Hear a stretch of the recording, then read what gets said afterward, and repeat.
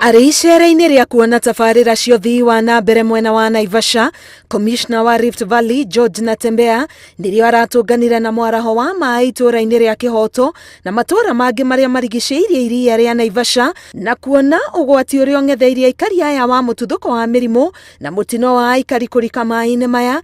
Thirikari rĩu yũrĩtie aikari aya gũthama cikaro-inĩ ici ihinda-inĩ rĩa kiumia kimwe rĩgĩthira. About 4,000 people have been displaced by water. Others are still insisting on staying there, but the living conditions are not very good. They're not very conducive.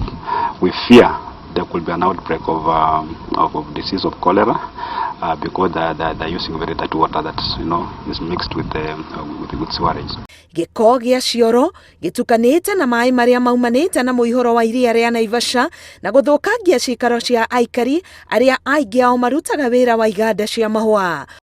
Ũmwe wa aikari aya arauga thirikari ethere andũ aya gwa gũthamĩrio. Rĩrĩ nake Natembea augĩte thirikari nĩ ĩrathugunda njĩra cia kũnyitĩrĩra aikari aya o ũndũ ũmwe na ene nyũmba arĩa magutigwo matarĩ na kombori. Nataka kuweka changamoto kwa serikali yetu. Tunapowaambia hao watu waondoke, tafadhali tuangalie vile tutawasaidia. Sababu grupu kubwa sana ya hawa watu wengine wamegojeka. Wamepatwa na depression sababu ya zile shida wako nazo. Leo hii tukiwaambia tena waondoke ni double shock.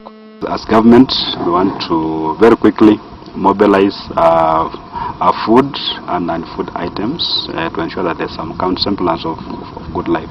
Family imwe nĩ cietherĩte ũgwati-inĩ ũyũ nginyagia rĩu. Ngĩribotera Inooro TV, Getwa Karo Kinyugo Mwaura.